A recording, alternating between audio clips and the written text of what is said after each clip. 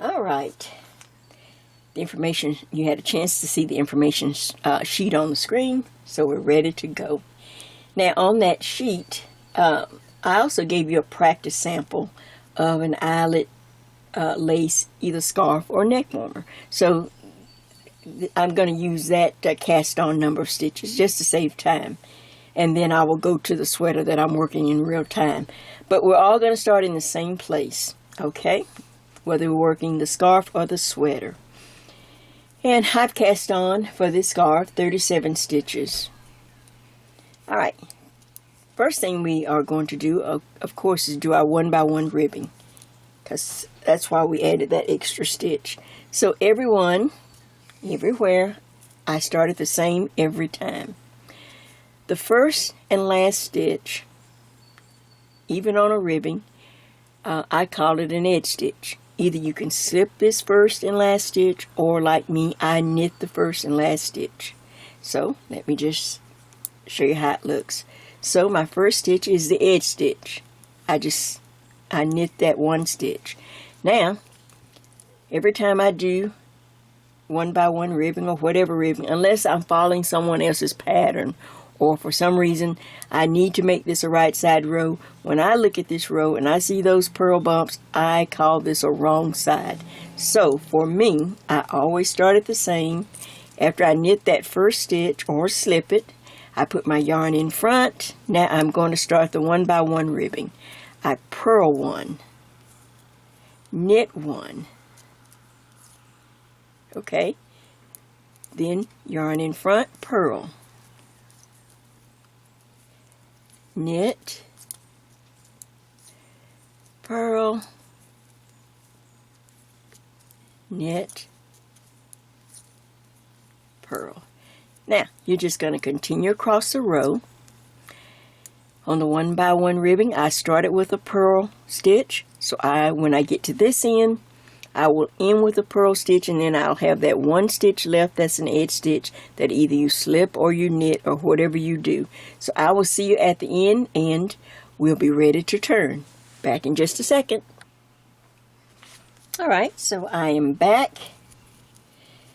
And I'm coming to the end of my row on this scarf or neck warmer. So I knit, I purl, I knit, I purl. Now I'm ready to knit the next stitch, and I started with a purl stitch, so I know I'm going to end with a purl stitch on this side, and then I have that one last stitch, which is an edge stitch, and either you slip or knit, or however you do an edge stitch. I knit it, so I'm going to knit that stitch. Now I turn the work, and of course, since I have already deemed this row as a wrong side, then of course this is the right side. And now we're just going to start working our 1x1 ribbing. So again, I start with knit one, or you can slip it, knit one. That's just the edge stitch. Now I read the rest of the stitches are in the 1x1 ribbing. So I see the next stitch is a knit one, yarn in front, then purl one, knit one, purl, knit, purl, knit, and you will continue across the row and end with the edge stitch. Now, you're going to work the 1x1 ribbing until you finish. Alright, since we started with row number 1 as a wrong side, then we have to finish with a even row, which will be the right side. So if you do 7 rows, the 7th row will be on the wrong side. You finish working the ribbing on the 7th row. When you turn the work, you will be on the right side of the fabric. That should be row number 8. Now if you want a wider rib, if you've got a nice long waist and you want to accent it more, then you can, just continue the ribbing up as long as, like I say, you stop, you finish an odd row. So if you do row 9, or if you do row 11, then when you turn the work and you're on the right side, you're on row 12 or an even row, ready for us to start our pattern. So you can have wide ribbing, like I say, if you want to accent your waist, pull it in, you small sizes, you might want it, have more ribbing. Like I said, I did finish row 7. So when I come back, I'll be on row 8 and we'll be ready to start the lace pattern. Alright, back in just a minute. Alright, so I have finished on my little practice sample of this scarf. You're working on the real sweater. Well, I mean, hopefully that's what you're going to work on. And I have finished row 7. So that means I'm on row 8, which is the right side of the fabric. There's my ribbing. Like I said, you can do as much as you want, however many inches of ribbing you want. Alright, now if you look at your working formula line, that's what I'm working from. Not line by line, 4 or 5 pages, just this one line, and I'm getting ready to put my little lace in this piece. So on my working formula for this little scarf, the first thing I want to do after you finish your ribbing, on the pattern, the actual lace pattern, it works out perfect for the way I like to do. Once I finish my ribbing, I normally like to do a knit row and a purl row. Well, so happens, one reason I picked this pattern, this lace, is because the first row is a knit and then the second row is a purl. So, all I have to do, as soon as you finish however many inches of ribbing you want, we're just going to knit across. I would normally do this just to clean up all the stitches so I don't have knit and purls, knit and purls. Okay, so I'm just knitting across. I'm not putting any markers or anything. I'm just going to knit across. Now let me stop right here. After I've knit a few stitches, you remember we had one extra stitch so that we can do the ribbing, 1 by 1 ribbing flat. Now, if you're not going to have a pattern in the back, sometimes I just let that one stitch just right up the center back, which is fine. But you know that we're going to add this lace, and we have to have our number for the lace. That means I'm going to have 1 stitch too many. So right here on this first row, after we finish the ribbing and we're knitting across, knit just, 8 or 9, 10 stitches, stop. Now knit the next 2 stitches together. There is the stitch. We've taken it out. Now we continue to knit across. And it's just easy to do it on this first row when we're just knitting across. Just take that 1 stitch out because we are doing a pattern. We are doing a lace stitch. And that will throw our lace off by 1 stitch. So that's why. Now if it was just stockinette going up the back, hey, sometimes I just leave it in there. I don't even bother with it. So I'm going to knit across. Just like this. And of course, then I have to purl back. So I will see you once I finish this knit row. Then I purl back so that I can be on the front. And we will start row 3. Row 1 was a knit. Row 2 was a purl. Now row 3 will be when we start our lace. See you back in just a moment. Okay, real quick, I thought of this. I should have said this. So once we turn the work, I knit across that first row. Now I've turned the work and I am on the purl side. You can really see now the difference between the front and the wrong side, or the purl side. Alright, we are going to have to set in a couple of stitch markers just because we have we have a little border. If you're working the sweater now, you will have 2 stitches on each end to represent a border. And of course you can add your markers. On the scarf, just to keep it from rolling, I have set up 4 stitches. Just look at my working formula. I have a B4, then 28 stitches for the lace, and then another B4. So on this side, on the wrong side, I just finished row 1, I knit. Now on this purl sides, I'm going to go ahead and knit the first 4, or you would do the first 2 on your sweater. So here we go, I forgot about that. 1, 2, 3, 4, alright. Now my yarn in front, I'm going to put a marker that represents the border, and now I have to continue across purling this row to the opposite end.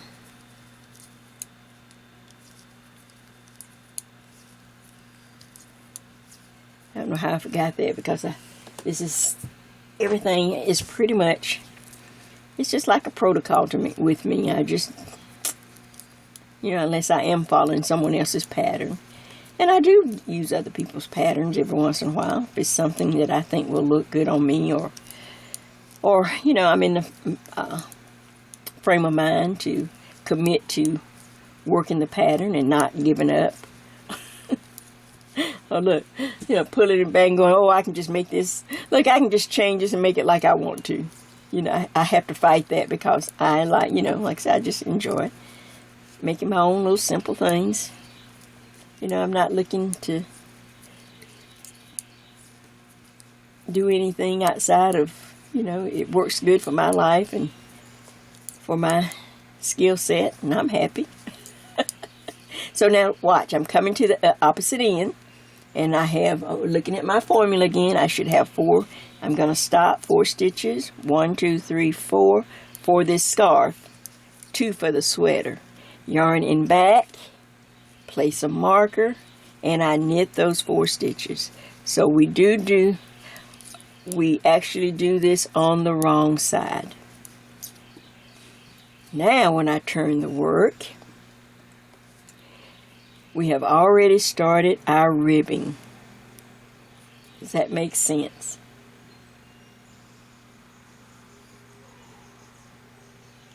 Just like that. Alright, now I can say I'll be back. We will be ready to work row 3, the row with our little lace stitches. Alright. Well, we had a very nice little thunderstorm and showers, and it's really cool. I'm sitting here, in my studio under my window, so it's nice and cool, and it really makes it feel just great. Okay, so I finished my ribbing. Of course, we've done row 1 and row 2. Now you're ready, whether you have already cast on for the sweater, or if you're doing this smaller piece, like I'm, like my sample here, the eyelet lace scarf or neck warmer. We're ready to start row 3. And of course, on this scarf, I put 4, like I said, I put 4, a border of 4, just to keep it from rolling so. Alright, so now I'm up, I've knit the 4, according to that working formula. Alright, let's see, now, slide my marker. Alright, let's read row 3. Row 3 says, really simple, knit 4, yarn over, slip 1, knit 1, pass the slip stitch over, or you can use an SSK, a slip, slip, knit. Then you knit 2 stitches together, then you yarn over, and you end with a knit 4. So let's see how it looks. So I start with a knit 4. So there's my knit 4 now. This is yarn over. I'm going to do a slip, slip, knit. I'm going to slip and then slip the next stitch and then reach back with the left hand needle and knit those 2 stitches together. Okay? Now I'm going to knit the next 2 stitches together. So I've made a double decrease. Alright, now I need to yarn over and knit 4 stitches. 1, 2, 3, 4. Okay, now the repeat is yarn over. Alright? Like I say, you decide which decrease you want. I'm going to do slip, slip, knit. Then the next 2 stitches I knit 2 together. Real simple. Yarn over, knit 4. 1, 2, 3, and 4. Yarn over, slip, slip, knit, just like that. Then I knit the next 2 together, yarn over, and I knit the last 4. 1, 2, 3, and 4. And of course I slide my marker, and these are the 4 border stitches I knit on every row. So 1, 2, 3, and 4. Okay. Alright, now when you turn the work, the last row 4 is just a purl row. So every time you come to the wrong side, you don't even have to worry, you just go ahead and purl. You knit the border stitches, and then we'll purl all the lace stitches. So I knit those first 4, yarn in front, slide the marker, and I'm going to see how quick I can go across, and then we're going to talk a minute. And I'm just purling across all the lace stitches, working all of those yarn overs. Be careful not to lose any. Oh, can you hear that little thunder? No, that's not my stomach rumbling. Oh, no, I had a nice salad. Oh, man, I'm going to have to start doing something. I'm telling you. Judy and I went to Weight Watchers for a whole year. In one of the videos when I can't remember which one, we were at the mall and we were talking, but anyway, we had gone to Weight Watchers. We started in March of one year and went all the way around to March of the next year. And then it was 2 years later that, you know, that my friend died. But I'm telling you, just always gain the weight back. That was like the 5th time in my lifetime. I'll be 71. 5 times in my lifetime I have been to Weight Watchers and paid all that money. but you know, maybe I didn't keep all the weight off, but you know, well, I don't want to say anything, but you know, Oprah looks fine, but you know, for the money she paid, I don't know. She looks like she's in the same boat I'm in. But to each his own. But I'm thinking, man. But, oh, and then yarning back, slide the marker because I need to knit the last 4. You know, it's just so hard to keep it off. But I did learn and I do retain some of the good principles of Weight Watchers. I drink water. I don't drink sodas. I drink Crystal Light to get water in. I'm always drinking water. I eat a lot of salad. But I think it's I think it's sitting here knitting with you guys. I'm not moving. Especially now that I'm not, you know, Judy and I was knitting at the mall and walked. Now, we weren't doing, you know, high energy walking. You know, we'd sashay. We'd be more of a sashay down to the food court, get our little breakfast brunch meal, and then we'd sashay back up to where we were sitting. That was about as much walking as we could do. All right, let's talk a minute. So that was simply row 3 was a pattern row, and row 4 is the wrong side so that we can get back to the front. Now the next row, we go back up to row 1, and if you look at the pattern, at the stitch, row 1, we simply knit, and row 2, we purl back, and then you're ready for row 3 again. Now, what makes this little stitch is so easy and why I call it Jay's Knit Forget-Me-Not Eyelet Lace Sweater, because there's just 4 stitches for every little section. And the only thing you have to remember, you have 4 stitches, 1, 2, 3, 4, just 4 knitted stitches.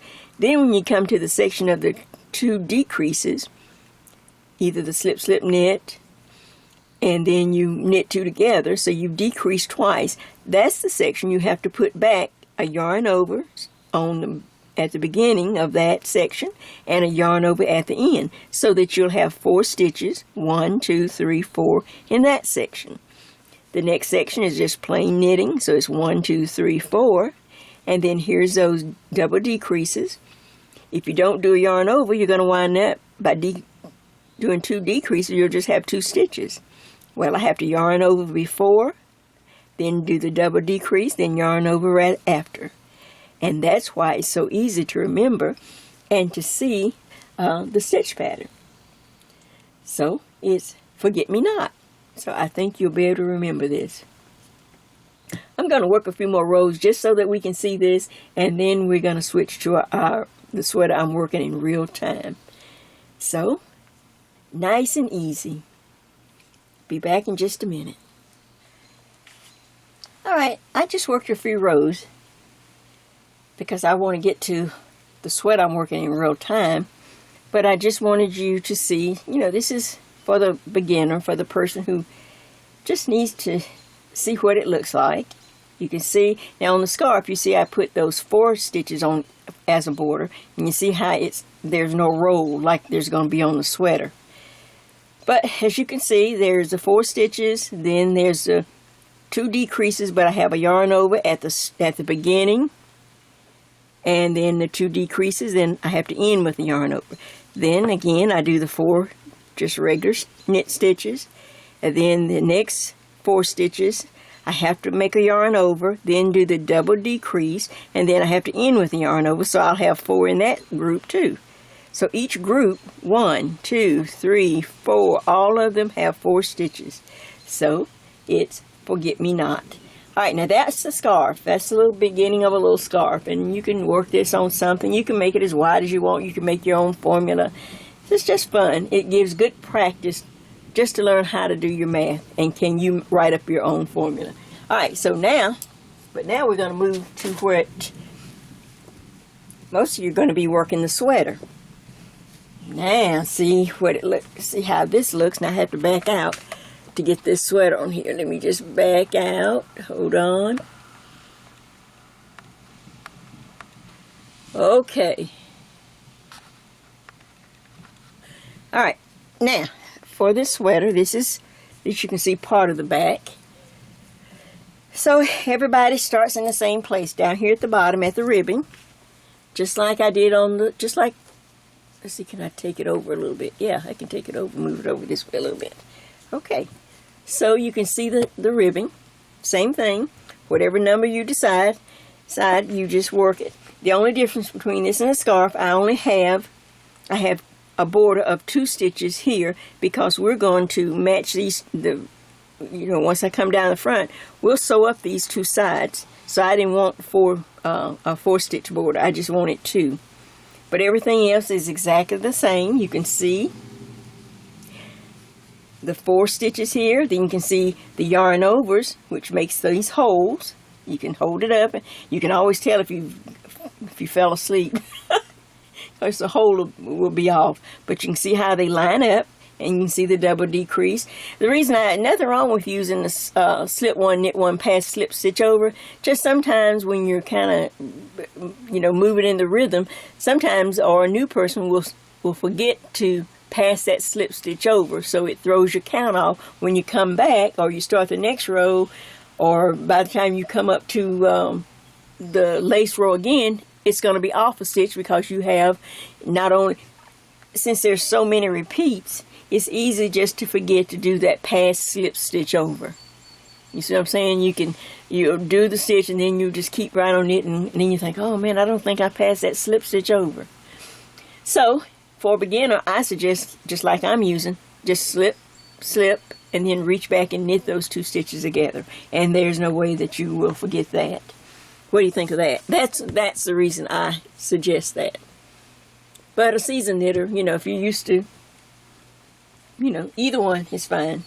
You just want that decrease. Now, here we go. So you're going to decide how the length of your back. Okay, my friend Luz. Okay, here we go. This is a sweater. I really hope she does. She's just such an exciting. She has just inspired me so. I don't think she minded me just sharing a little story, a little bit. She just said when she first started reaching out to me, and at first I didn't know what to think, and she just kept asking questions. She just wouldn't stop. And finally one day I just messaging back and forth. I said, well, who do you watch on YouTube? Have you watched other sites, or who have you tried? And she didn't call out any particular one. She just said, yes, I've gone to other sites to try. I want to learn how to knit so bad. And I guess there's nowhere around her or something. I don't know. I don't know where she lives now. We're just friends on YouTube, but she says I'm her inspiration, but she has become mine too. So, and then she said something just real curious. I said, well, this is what I said, because, I'm trying to figure out what is going on here. Because she was relentless. She just questioning me. Well, how do I do this? And I don't understand, and please help me. So I said, well, the people that you watch, other people that you watch who knit on the YouTube, I says, well, do they answer you back? Do they help you? And this is what she said. She said no. She says, no matter who, the one she watched, she said, I would ask questions and they would just never answer me back. And it just broke my heart. I don't think she minded me. It just broke my heart. We're not calling any names or nothing. I don't even know who she's watching. I just wanted to see if she was like for real. Did she really not understand, or was she just some, And she said, no, I just wanted it so bad. And she said, but yeah, whenever I just asked, or if I asked too many, they just wouldn't answer back. Not anybody. She said, you're the first one that answered back. Or one of the first. So that became a challenge to me. You see, right away, all of a sudden, I felt that I was needed, that I had something that somebody wanted to, that I could share with somebody, and they wanted to hear it. So that became an inspiration to me. And now she's knitting up a storm. The girl's on fire. My friend Luz. Oh, and don't worry, I'll put your blue sweater up on the next one, on the next friendship album, Luz. But so now you're going to decide on your length of your back. You can just get you one of your favorite little sweaters or shirts or something, but just establish a number. I used to use 20 inches all the time, but now I'm just shrinking, and I'm just, I'm wider than I'm getting wider than I'm taller. And I'm tall. So I'm dropping back my back to 18. 18, maybe you might have to go a row or two over 18, but around 18 now. Because I just don't need that much. So what you're going to do is work this sweater, the 4 rows. Just go back to the information page. It's very simple. You're going to work it up until you get to your desired back length. Make sure you write that number down. Make sure you know what your length is by now. You should have an idea. Okay, so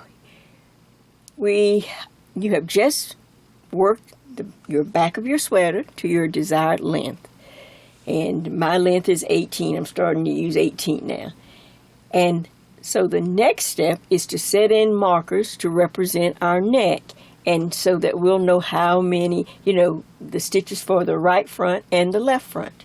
And I'm going to show you how easy we're going to do this without any math or anything. So let's do this real quick so that we can get started. All right, first of all, I need you to work up to row 3. When you finish row 3 is a pattern row, remember? So this is when you will mark your neck. As you finish row 3, the pattern row, but before we turn to row 4, the purl side, this is what I want you to do. I want you to find 2 really good markers, something that's not going to fall out. As you can see, I've got those little closed markers there. And we're going to simply start here on the edge, on each edge of the back. This is how you can do it without any math or anything. Now look, you see there's all this lace is in columns. Well, we're going to be counting the columns that are just plain stockinette, not the lace, just the columns of stockinette. And I want you to take your fingers. Here's a column here. Here's a column on this end. Now, walk your fingers in from the outside.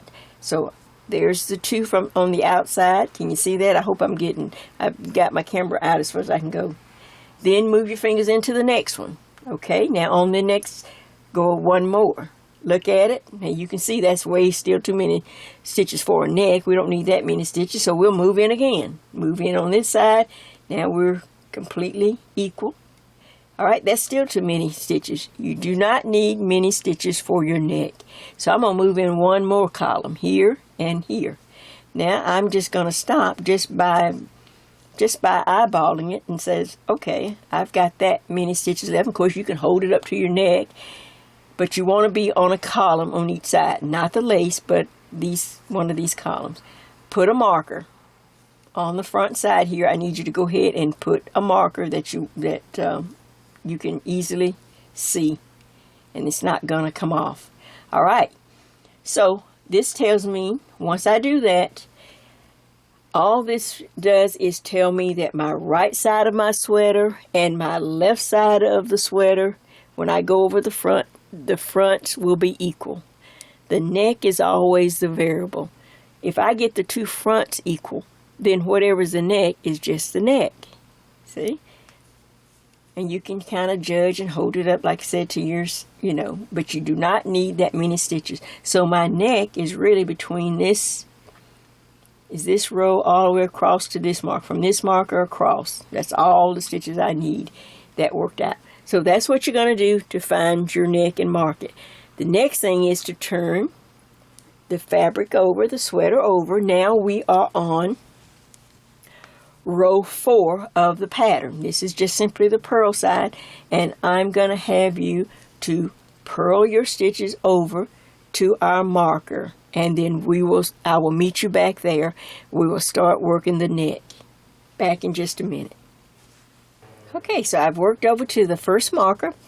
This is row 4, and all I had to do was purl over to the marker. I can see the marker clearly on the front side, but I can also see it as it peeks through on the back side.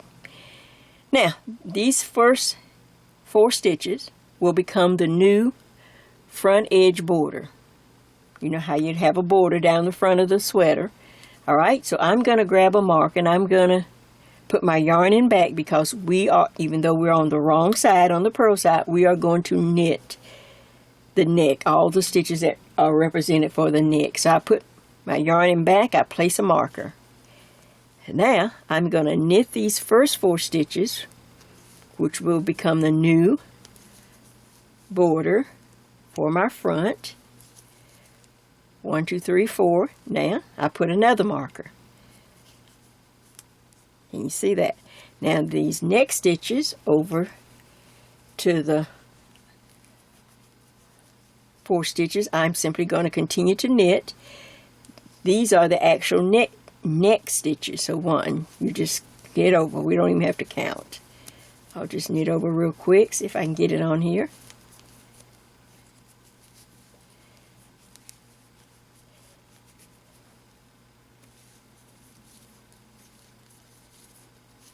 Here we go.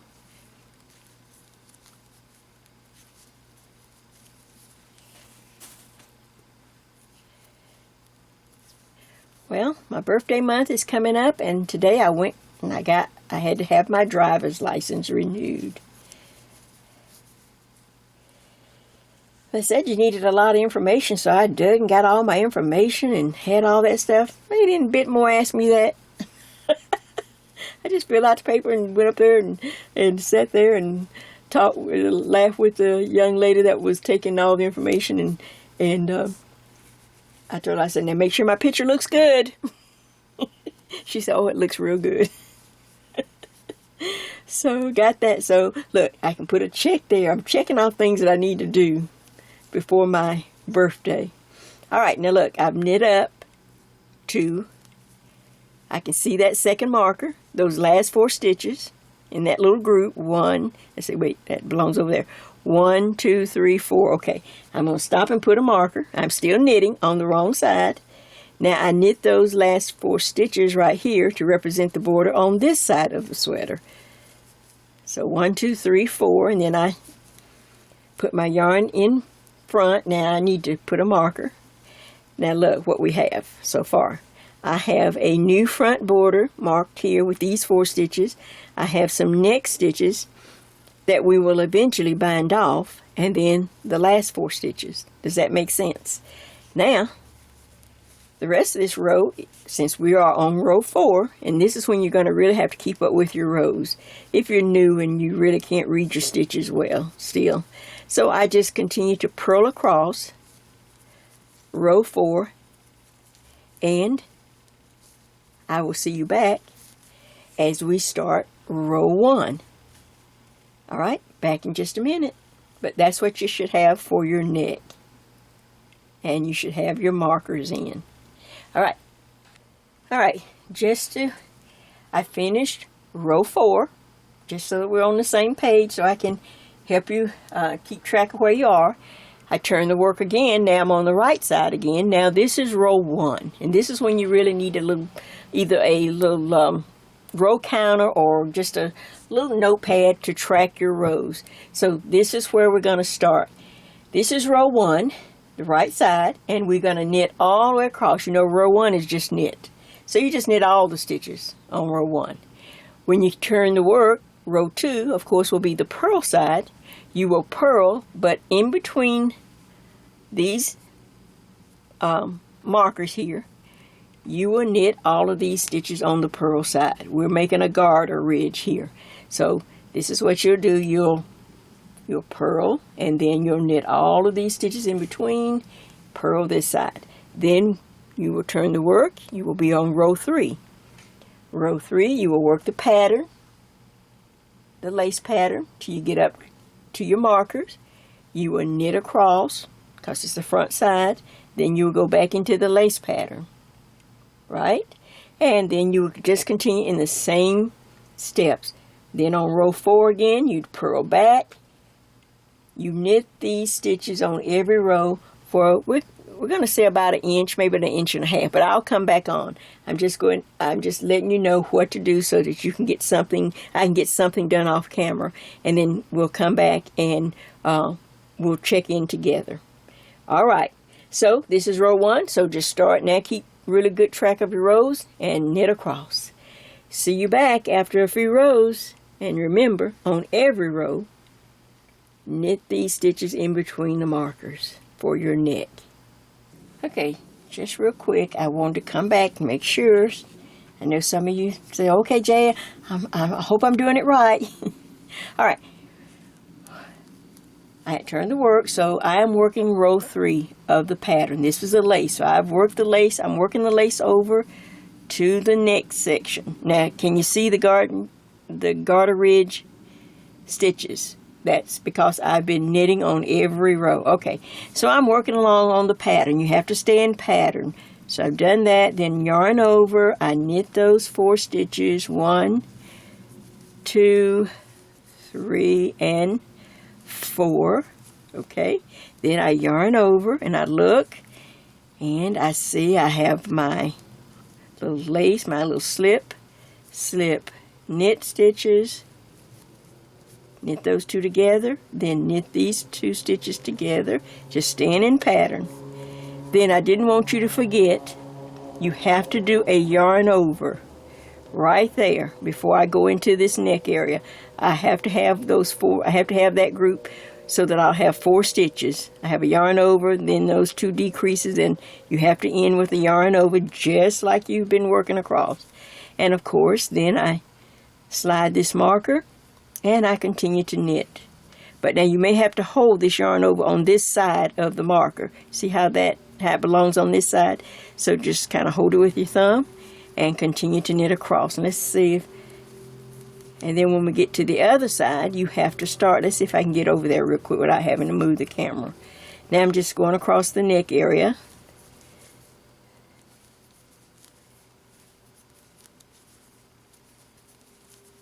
It's just little things like that. It's easy to forget. If you're still new, if you've been knitting a while, you understand. You know, you'll know how to stay in the pattern. You know how the stitches how you have to keep the lace going. But just little things like that can just stop everything for someone that's still new, and then you're not, I don't know how to fix it. So just make sure. All right, so I'm coming up. I think I'm going to be able to get it on here. If this comes out too long, I'll just split it or something. I'm telling you, I just want to share it as much as I can, so that the more I share, the more you're able to finish it and enjoy the knit and not just be miserable trying to figure out stuff. So I'm sliding the mark and I'm knitting over to the last marker. So I wanted you to see this on this side. Now watch, I'm up to the last marker. This is row 3. I slide the marker. Now I have to do a yarn over on this side of the marker. See the marker? Okay, so I'm going to yarn over and now go right back into pattern. See, the pattern is slip, slip, knit, Okay. See, there's my yarn over on that side of the marker. Then, of course, knit 2 together. And then yarn over. And then knit the 4 stitches and continue across in pattern. Does that help? Now, when I spread it out, this is what I have. Let me just make sure you can see it. We're together. Now you can really see the garter ridges popping out. You can see that I have a new border here where I've got it marked and a new front edge border here. And these little stitches, these few little stitches is all you need for a knit. Alright, continue on. This is row 3. Okay. Alright, now let me show you this so that you'll know how far to work your neck. Here is my neck. This is row 3, and I've just finished working across the neck.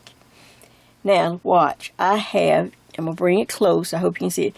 I have worked 1, 2, you know how to count garter ridges. 1, 2, 3, 4. 4 garter ridges. I just worked every row back and forth, staying in pattern, and then I stopped and I have 4 ridges.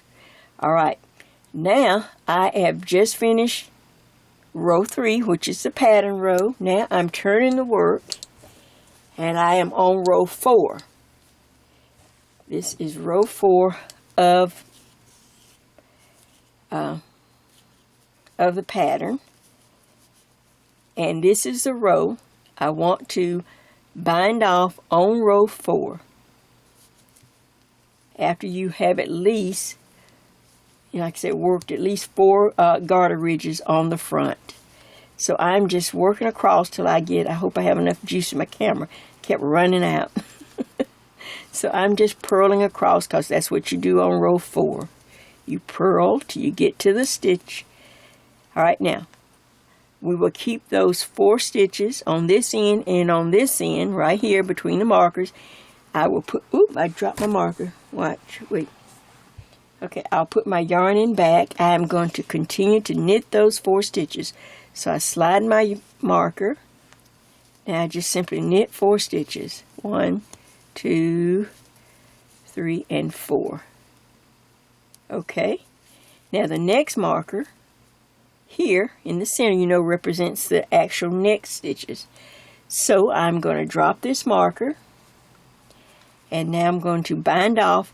I am on row 4, the wrong side, but I am going to bind off with the knit stitch. That means I'm simply going to, the yarn is in back, and I knit 1 stitch of the neck, and I knit 1 more, because I need 2 stitches to bind off, not these 4. Now reach back and bind off 1 stitch. Well, if I can get it on here. Okay, there's 1 stitch of the neck bound off. Alright, now I'm going to work my way across. See how, if I can get it on this tape. And then I can juice my camera up overnight. Alright, so I'm just binding off now. I have to knit the next stitch, bind off. Knit the next stitch, reach back and bind off. Knit 1, reach back and bind off. Try not to pull them tight, just keep them nice and loose. Now you can see the neck forming because we're binding off those stitches. But we want to make sure we keep the border so that we can go over the front. Alright, I'm knitting the next stitch and I reach back and I bind off. I knit the next stitch, reach and bind off. Next stitch, reach and bind off. Just that simple. Let's see if I can get over here. I don't know, I guess it's humid and my stitches don't want to move tonight on my bamboo. Of course, if I was on metal needles, they would move. They probably wouldn't be as stiff. Okay, here we go.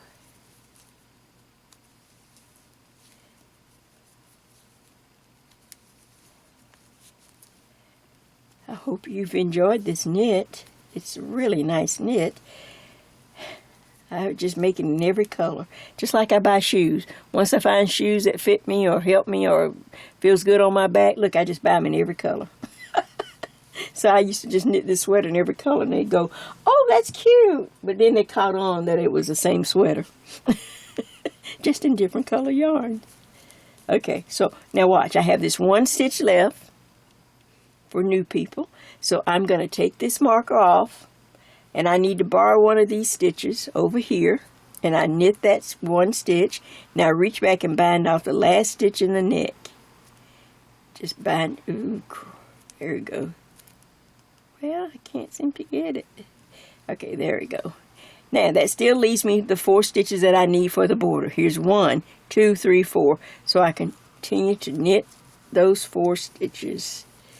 Alright, now my yarn comes in front because I slide my marker. Remember, I'm on row 4. So I have to just knit across to the end on row 4.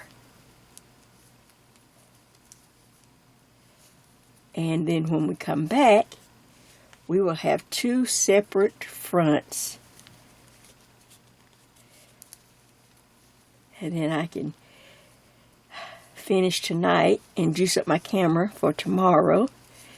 And I can come back and we can start working each front with a front edge border already on the sweater. We don't have to pick up stitches. Yay! So I thought, let me see if I can just get across here so we can see what we have. Oh, camera, please don't cut off.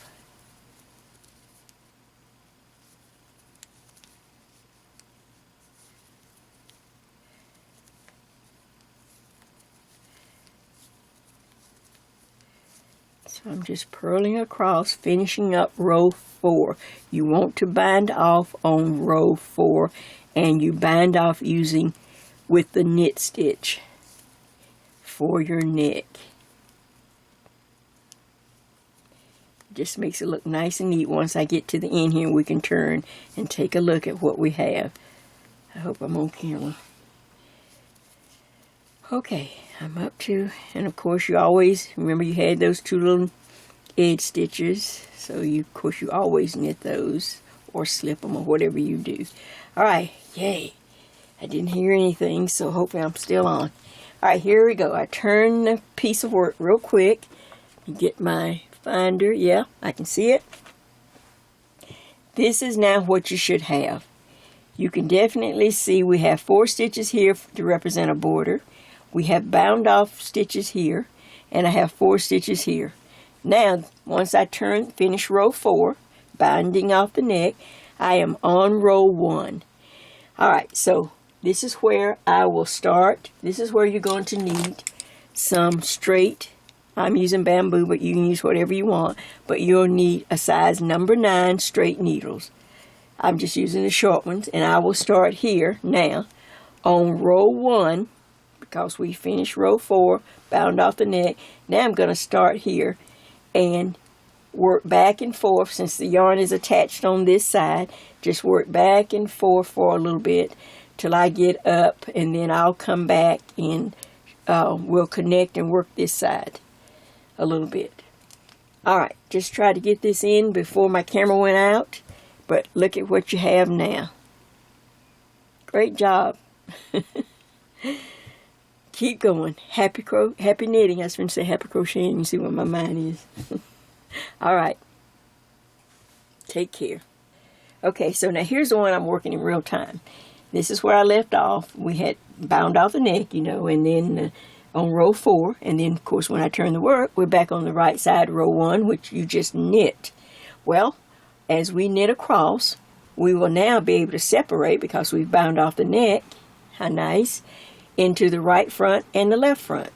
So this is what I was saying. If you're a small size, these 4 stitches that we're going to make the front edge border will work just fine. Small to medium.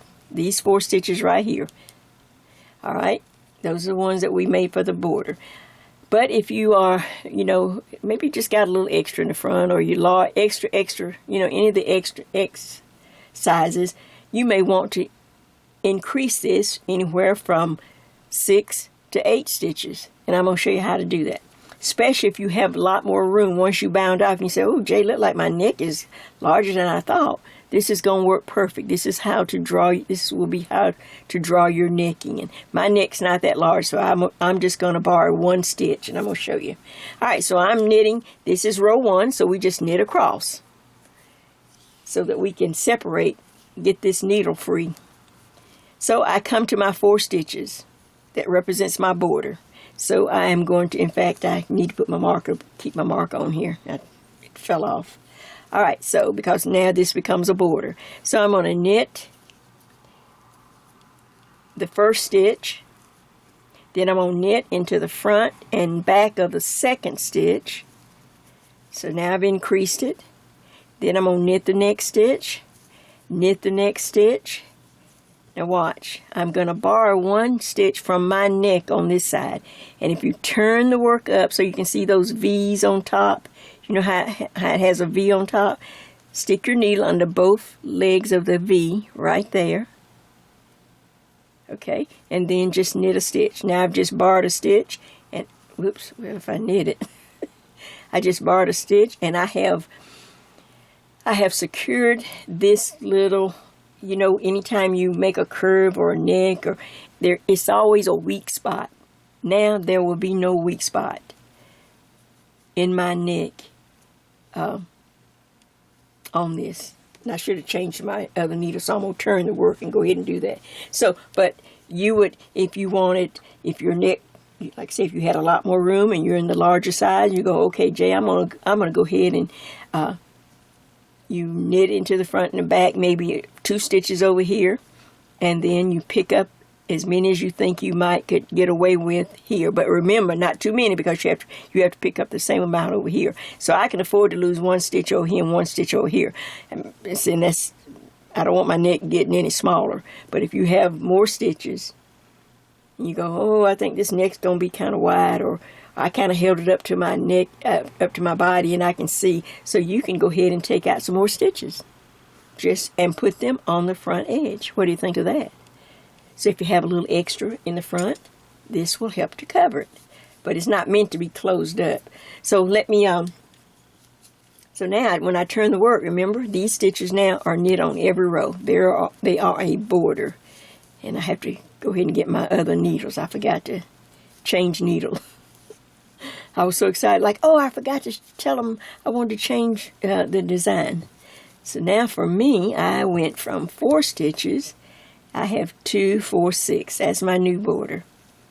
And of course, when I turn the work, I'm on the purl side, so there's nothing to worry about, so I just purl back.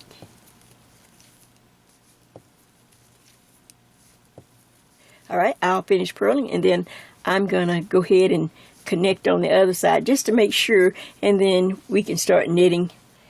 You can start working on your front. Now I'm going to lay this down just for a second. And see my new border, and there won't be a weak spot in my neck as I go up and over my shoulders and down the front. Can you see that? I went from 4 for me to 6. You can go probably as high as 8, but be careful. Like I say, you got to make sure you leave some stitches, stitches for your neck, because you have to do the same thing over here. So let me show you how to do that. I have another ball of yarn, and I do have. Oh, I don't have do I have my needle over here? Yeah, I can do it. Okay, so here's the opposite side.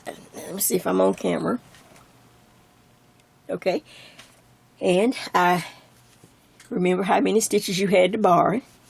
So I only had to borrow 1. So I'm going to turn it up so I can see the V on top. Find that stitch, go up under the 2 strands. There it is for me. I'm just borrowing 1. From my neck.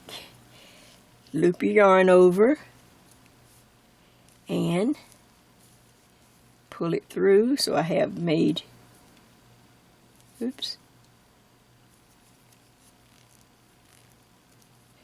Well, let's see if I can just, maybe if I can get it in there. Here it comes. Okay, so there's my first stitch, and then of course here. Now I'm gonna do it with the tail and the working yarn for a stitch. Now I'm gonna drop the tail, and then I'm going to knit into the front and back of one of these stitches. There's that one. Knit into the front and pivot and knit into the back. So I've increased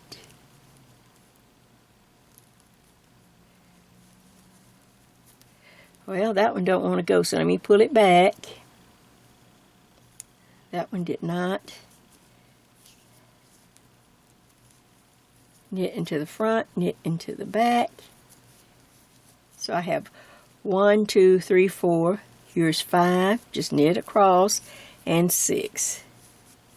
And now, remember, before I turn, this is still row 1. This is the right side, and I simply knit across this row. So that's how you connect on this side, and you'll have to have a separate little ball of, a skein or something of yarn as you work down. So I'm going to just hurry real quick, and then I'll go off camera and start working on my right side, right front. I have increased my border from 4 stitches to 6, and I picked up a stitch off my neck.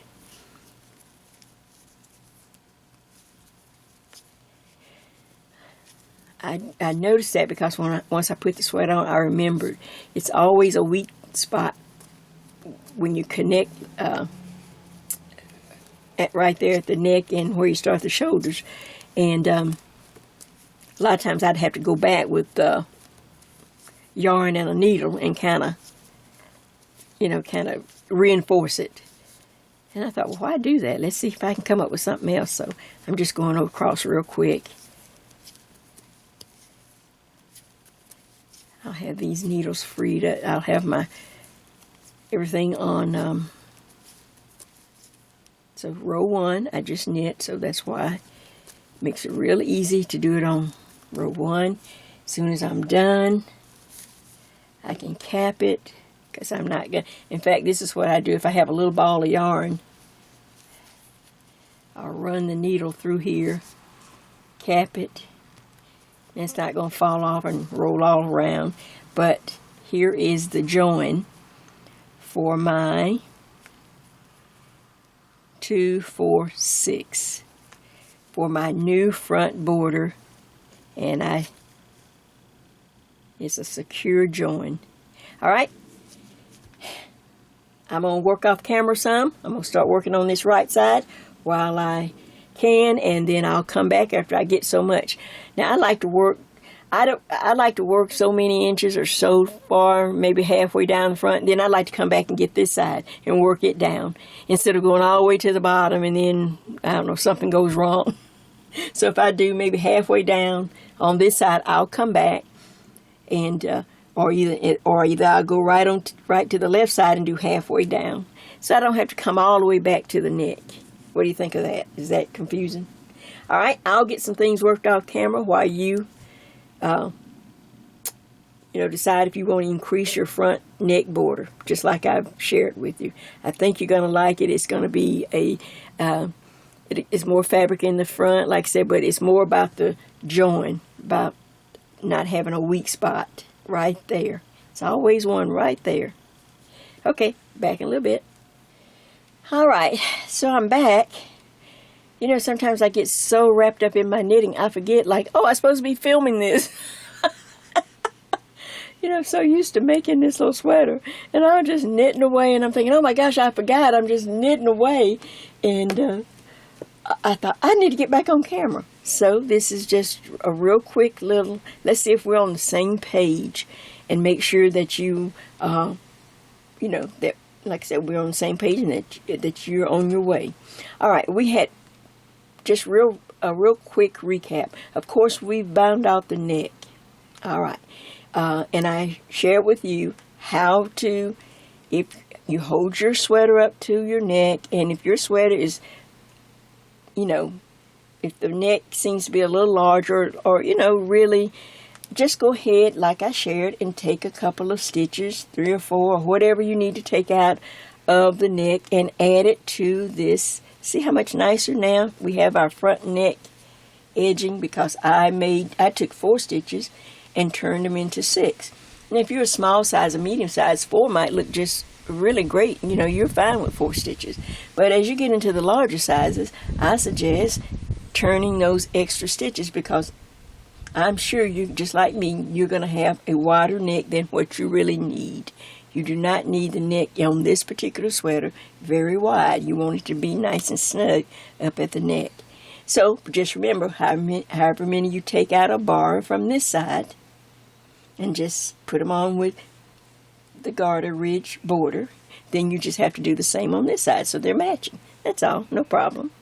Now real quick, like I said, this is a catch-up so I can get to the bottom.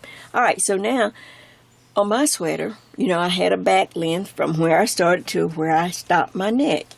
And you can measure, or you can, you know, do different things, because you need to know now how far, you know, how far you're going to, let's see, can I back out a little more? Okay, how far once you bind off the neck, how far to knit over the front. So make it really simple and easy. Since I see I have these nice little yarn over eyelets or holes, I simply counted up each hole, 1, 2, 3, 4, all the way up to where I bound off the neck, right there. And I put a little mark. I just put a little mark on that hole. That's where the neck, that's where I bound off the neck, right there in that eyelet. All right, so then I counted, and I had, for me, it was 25. Yours could be, if you're tall, it's going to be 27, 28, 29, who knows. However, if you want a short sweater, yours could be, you know, 20 to 20 or whatever. But I marked the hole where I want to stop the count. Now, the next, as I start to knit over the front panel, front panel here, then I'll just start with the next. Every time I make an eyelet, I'll just count until I have the same number that I had in the back. So if I came up 25 holes or eyelets, then naturally I'm going to do at least 25 more for each front. Just an easy way to count, and just try to make your sweater fit. And of course, once you get to that number, 25, or whatever your number is, all right, you will... Of course, that will end you on row 4, which would be the purl row. Then we need to do rows 1 and row 2 again. We need, before we can go back into the ribbing, you need to do row 1, which is the knit row. Row 2, now let me see if I need to pull in. Can you see that on camera? I'll pull in a little bit. Okay, so now you'll have to, before we can go back into the ribbing, you'll just have to do, once you finish however many of these little holes you need to match the back, I did row 1, a knit row, row 2, a purl row. Now, but, well, let me back up a little bit. Let me go to this side where I have it on the needle. Okay, I have this up to where I need to do row 1 and row 2. I finished all my little eyelet holes. Stop and count the stitches in between these two markers. You know this is a border, front edge border, and here's a little side border. Count your stitches and see how many you have. You remember, we need an odd number to go, when we're working flat, to do the one by one ribbing. When we started the sweater, on that row where when we did the knitting, I knit 2 together to get rid of 1 stitch because it would have thrown the lace off. Now we're on this end, we have to add that 1 stitch back. And so all you're going to do on row 1, the row that we knit, just knit over a few stitches and knit into the front and the back of just 1 stitch. I suggest you do it somewhere in this column here that's knitted. Can you see the knitted column instead of the lace column? Just get here, maybe in this stitch right here perhaps. Just knit into the front and into the back. You've increased it 1 more stitch and continue to knit across. Then of course you have to purl back, which is row 2. And now we're up to, because now we have an odd number, now we're up to doing our ribbing, 1 by 1 ribbing. So I simply start the process again. Work my border, and then I'm on the front side, so I automatically go knit 1, purl 1, knit 1, purl 1, knit 1, all the way across to this marker. And then of course this is a border, so then I would just knit off. And then turn the work, knit the border. Now on the wrong side, you will just simply read the stitches. Purl 1 now because we're on the wrong side. Purl 1, knit 1, purl 1, knit 1. And you'll work your 1 by 1 ribbing for the same number of rows that you worked your back edge. Remember where we started? So if I did 9 rows, okay, row 8 would be an even side row. Row 9 would be the wrong side. I'd be on this side, and this is the side you want to bind off on. On a wrong side row, you can tell you're on the wrong side. You will want to bind off in pattern. That means you'd bind off with your edge stitches, just work the pattern, just like you were working. Knit 2, then bind off 1, then you start your ribbing. But you will be binding off in the 1 by 1 rib all the way across, but you are on the wrong side. I like to do it on the wrong side because it puts that funny little edge on this back side, and when you turn it to the right side, it's just nicer to me. That's just me now. I'm no expert. Now, when you're done binding off however many rows, all the way across, when you're done binding off all the stitches, go ahead. Of course, you're on the wrong side. Let me turn back. You bind all the way across in pattern. Now, leave me a nice tail because I'm going to show you something we'll do with this nice little tail once we, sew everything together. All right. On this sweater, we usually have just one stitch right here on the edge where I have a little border or edge stitch of one stitch and then the pattern. Well, on this particular one, we had to have 2 on each side. So this seam is going to be a little wide on the wrong side. But I'm going to show you how I do it. And I have to just take your time. So the main thing is try to get the bottom edge of both sides completely, equal or level. All right, so then you just come up, bring your needle up. Now, you see this row here. You can see the last knitted row right there.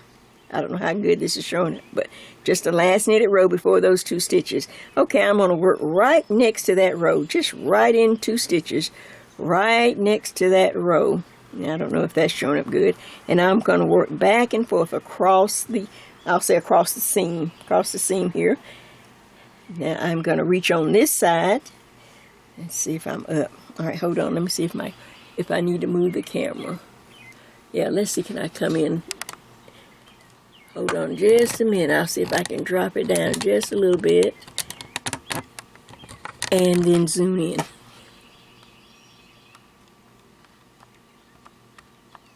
Okay. Whew. All right. Now I'm going to reach across the seam, and I'm going to right there. You can see that row of knit stitches. Well, right as close as you can get to it. There it is. Bam. Put it in there. And then I move over to this side. Now, I know if you were in a knit shop, they tell you to go into certain stitches, but listen, I can't see that well at my age, and I can't worry about it. I just get as close as I can. You do whatever. You do you. If you learn how to knit in a knit shop and you know how to do all that, I just get as close as I can, but I do know how to walk it across the seam back and forth. And my seam will look just as nice. Look at that. And eventually when you pull it, see it just pulls right in. But I'm going to keep going so you can see it a little bit more. Then I'll show you the back side. But see, I'm getting right next to that row. There's a vertical row of knit stitches. And there's those 2 stitches right there that will form that little border. Now I'm coming in real close. Right next to that column of knit stitches on that side. Then I come over on this side and get real close. Just right next to it. Pull it in. Alright. Like I said, I didn't learn how to... I had to do a lot of this trial and error, and then when I started knitting with my friends, with the ones who did, like Judy and them, that went to knit shops, and they would share with me, oh, let me show you how to do this. You know, they love to share. And I learned, and I got better. But like I say, still hard for me to see sometimes. Don't go into it. You're right next to that column. You're not in the column. You're next to it. Let me just do a few more stitches. A couple more, and then we'll look at it. I want to turn it over.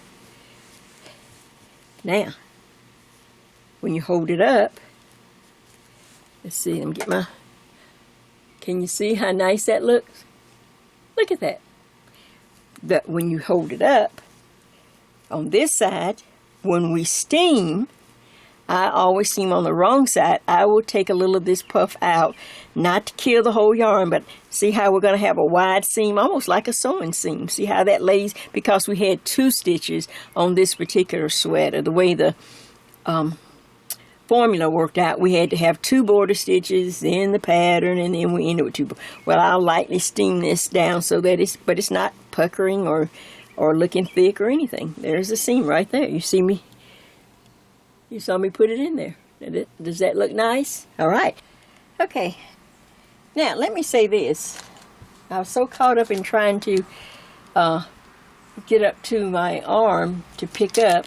Like I said, we've gone over the needle for, if you are a seasoned knitter and you want to add the 1x1 ribbing onto this sweater, like the one I was wearing, you know, then like I say, of course, to do it 1x1 in the ribbing in the round, you need an even number. When it's flat, it's odd. So you just, normally this would probably be 60 stitches for me. So I may have 30 up one side to the top and then 30 down this side. And you'd pick up those stitches, and then you would simply start, put a marker and start knit 1, purl 1, knit 1, purl 1, all the way around for the same number of rows that you put here on your bottom of your sweater. But now, I can just, as soon as I got through doing that little part of the tape, I could just hear the oh, Jay, oh my gosh, I thought I was through. I've been knitting forever. I'm going back to crochet. Knitting takes too long. All right, let me give you a little spark of hope for the new knitters. All right, on this sweater, you do not have to pick up the 1x1 ribbing. You do not have to pick up stitches. You can easily watch. Do you see this border that we had where we had the 2 stitches? Once you sew up the seam and now you have an arm space, you are done. Ooh, I hit the camera. You are done. You do not have to pick up the 1x1 ribbing. Your edge for this sleeve is already built in, and it's this little 2 stitches right here. And of course, once we steam it, they'll lay flat and you can see it better. But can you see the underarm where I've sewn it up? And here's the top of the sleeve. And you have this pretty little, just a nice way to end it all. Because remember, this sweater comes down about like where this shirt is. You know, so all you need is just a small little, this nice little edging to end your sleeve. So you take a breath. You're like, Jay, I didn't think I was ever going to get done. You are done. You do not have to pick up the 1x1 ribbing. I was wearing one that had the ribbing on the sleeve, and I know regular knitters that don't like to pick it up. Well, they can use the circular needles or the double points. And simple, like I said, just remember you need an even number to do it in the round. That's all. So, you happy now? That was the most important part, and I forgot. And as soon as I got through with the tape, I thought, oh my gosh, somebody's fainted and falling on the floor. Like, Jay, I can't knit another thing. It's an easy knit. There's just a lot of knitting to the sweater. But it's a fun knit. Now watch, one more thing. Wait. Now I do want to help you on this a little bit. Let me turn it around. I'm just turning my sweater around so we can see the bottom edge here. All right. So I can see the 2 fronts. Now I'm going to see if it's on my camera. You can see it. All right. You can see the 2 edges, right? Turn my camera back a little bit. There we go. Okay, now, a lot of times, even on big, in the magazines, big fancy sweaters and things, I always see this a lot. Especially when you pick up a front edge, or you have this, where we've done the ribbing, not ribbing, but the garter ridge on the front. For some reason, you always have this dip. See that dip? And sometimes it'll block out, or steam out, sometimes it won't. Like I said, but I've seen it in magazines on top end sweaters, so I know it's not just me. That's like something I did. So one time I just picked up a crochet hook. So you can do this if it's going to bother you like it bothers me sometimes after I'm doing all this work. And then look at that edge. Just look at it. It just made me so mad. So I take a very small crochet hook. This is one reason I was glad I left a tail, see? All right. I'm simply going to just go through right here on the edge and pull up a loop, just like you were crocheting, and then pull through the loop. Just a single crochet. Now I'm going to work across, just real loose, and I'm going to single crochet with this tail, as many. So if I think I had 6 stitches, right? So I'm going to do at least 6 single crochets across to match my number of stitches. I'm just going to take my time. I'm just doing a simple single crochet, that's all. Just going across, going up under 2 strands if I can. Just go up under 2. Don't do too many, don't overdo, don't. In case it puckers. So I've gotten over here to this edge, and now I can just slip stitch it down. Let's see if I can just slip stitch it and pull it down. And then I can weave in, and that gives it a little more at the bottom to straighten it out just a little bit. Can you see that? All I did was simply do a row of single crochets across that bottom with that leftover tail. Alright, and then on this side where you maybe don't have the tail, I just cut a nice piece of yarn. I'll start right here, and I'll just pull it up, pull a loop, and then I will tie on a loop.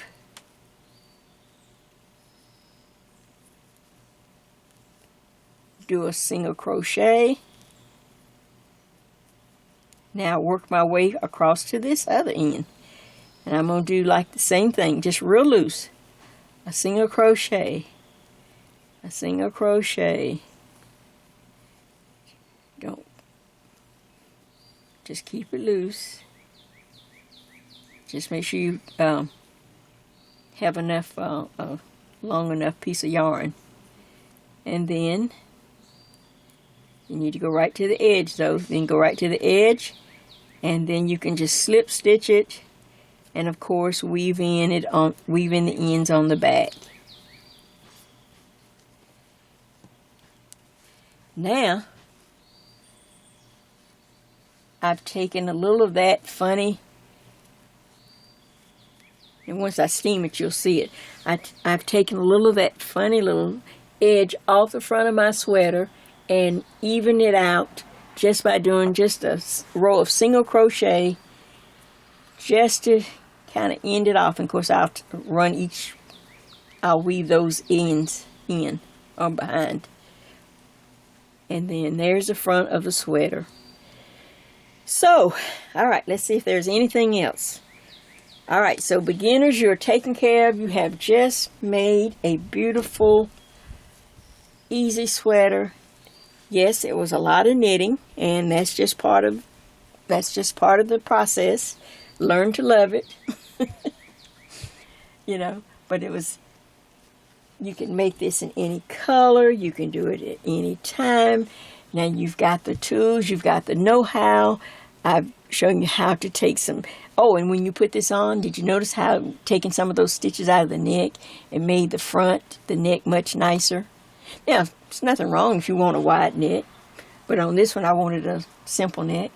And the fact that we have this little border on the edge. All right, now let me come back real quick and I'll show you how I steam this. And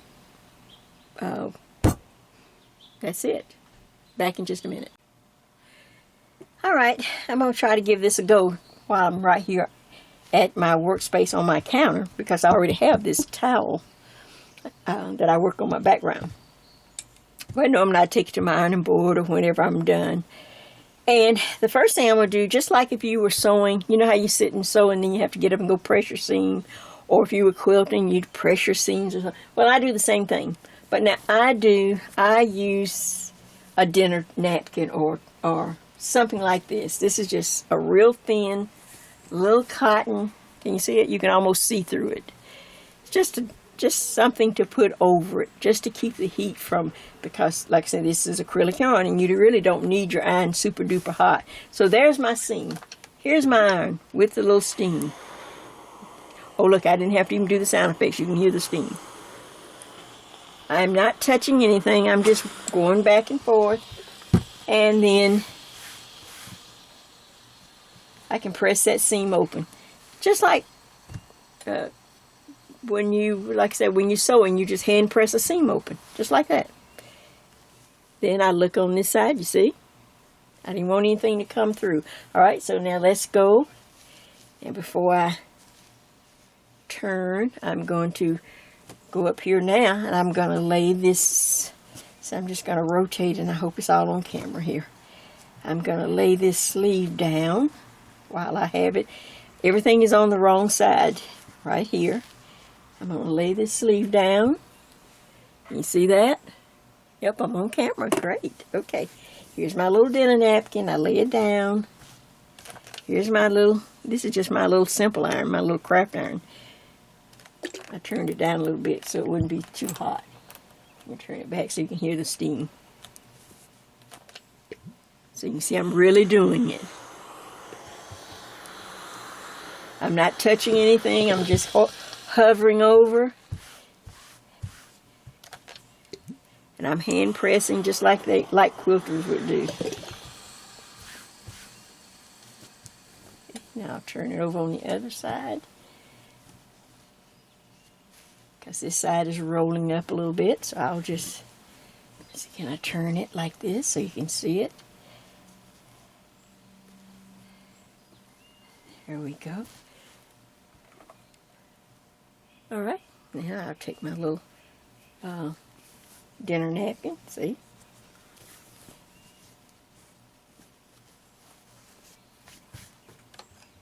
Okay, now I'll hover over that. All it really does is heat up the yarn, and then this is what, then I hand press it into where I need it.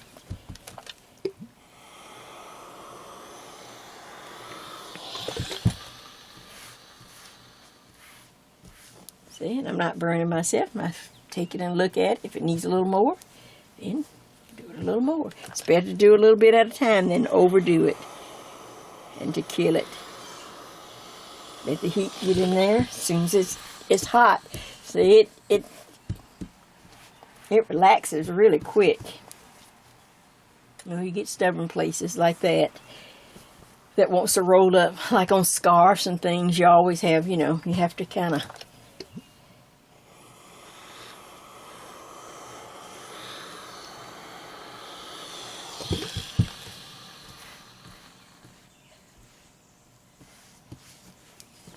Alright, so I'll come back to that when we turn. Alright, let's go over to the next seam, this seam over here. Just like we did the first seam.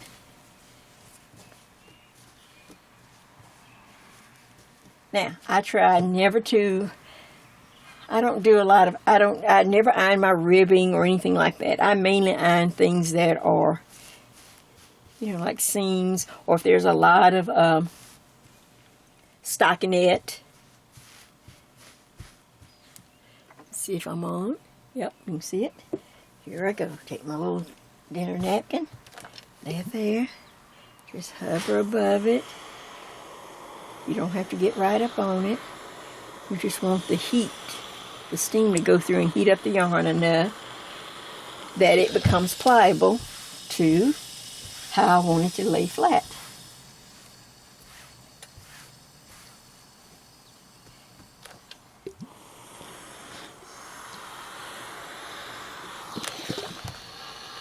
It doesn't take that much.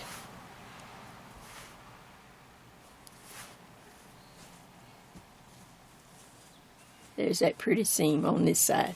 On this side. Alright, now I got to go back up to the sleeve on this side. Do this sleeve. Let's turn it. Make sure I'm on camera.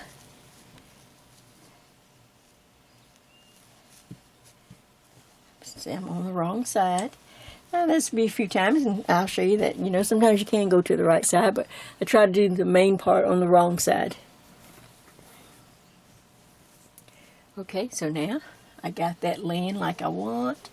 Got it matched up, spread it out with my hands, put my dinner napkin over it. I need to heat up the yarn. That's all I'm doing is heating up the yarn, and then I'm going to press it with my hand.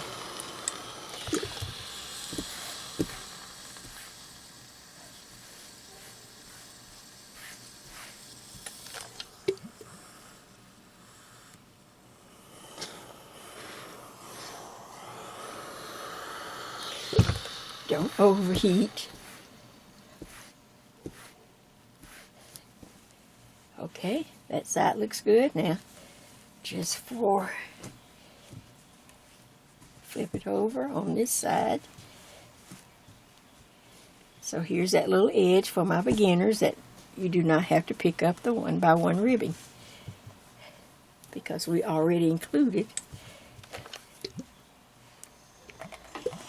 Let's see if I'm on camera. Yep, I am.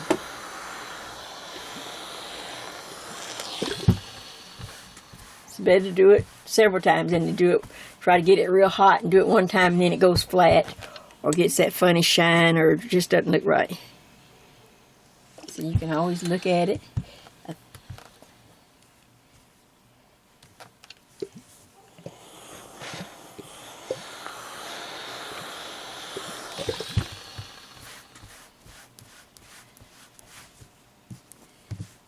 Okay.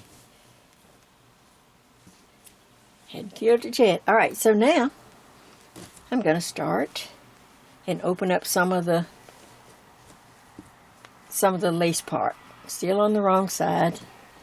We'll come back to that arm. We may have to go to the right side to get it to lay flat, but we'll come back.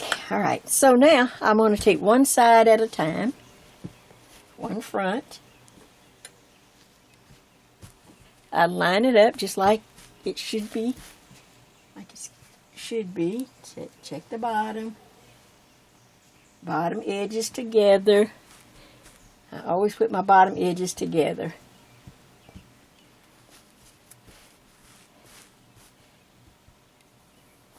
Then my big dinner napkin. I try to stay away from the ribbon section. Let's see if I got enough water in there. Ooh, the water goes out fast, doesn't it? I may have to put some more water in there. And I'm just hovering over it. Hover, hover, hover. Now I'm going to... Sometimes if you need to open up a lace, you can just hover the iron without that. Just don't... So you don't want to touch anything. You don't want to overheat it. I think I'm about running out of water. Here it comes. I just want to open up the lace just a little bit. And this little bottom edge right there, I'm going to steam just that little. Just relax the yarn. That's all. And if I do need to steam this part, I'm going to take it off by itself. And just steam that little part. Oh, I'm about out of water.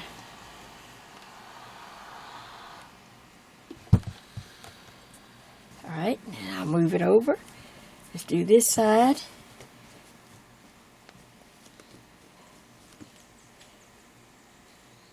Okay, line everything up. I line the edges up. This little part right here, I'm going to just steam it real quick, kind of off the sweater. Oh, I got to put more water in here. Oh, man.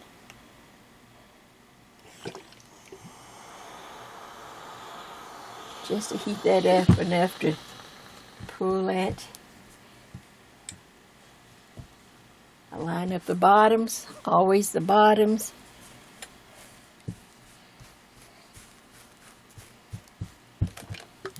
Here we go. You can do it with the neck. I try to do it with my napkin. Just don't like to get water. Sometimes your iron spurt water, spit out water. Stop before I get to the ribbing. I'm just heating up the yarn so it would do what I tell it to do.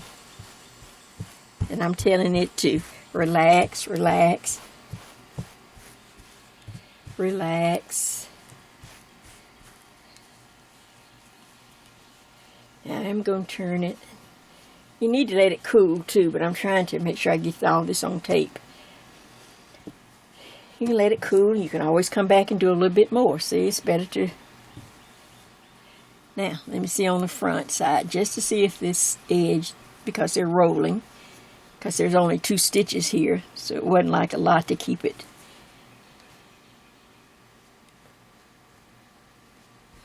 Alright, so I'm going to lightly heat up that edge just so I can tell it to lay flat. So the sweater will do what I tell it to do.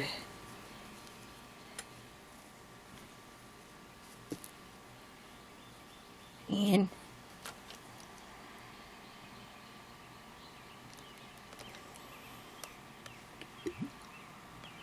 oh, am I out of water? There's a little bit left in there.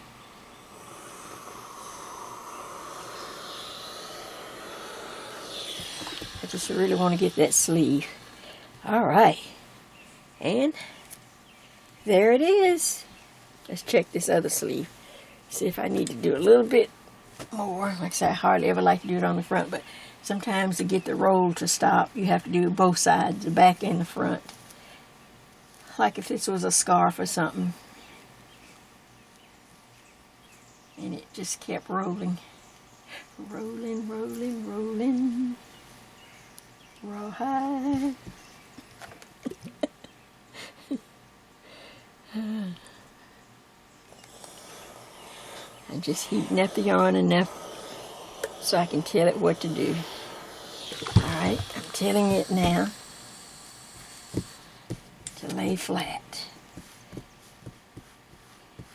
To cool, and there you have it.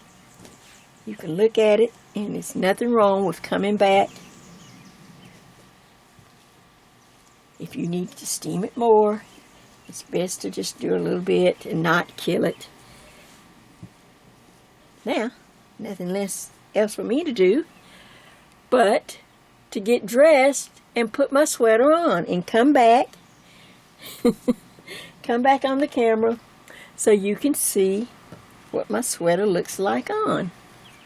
What this one looks like all finished. Well, what do you think? Like I say, it's easy knit.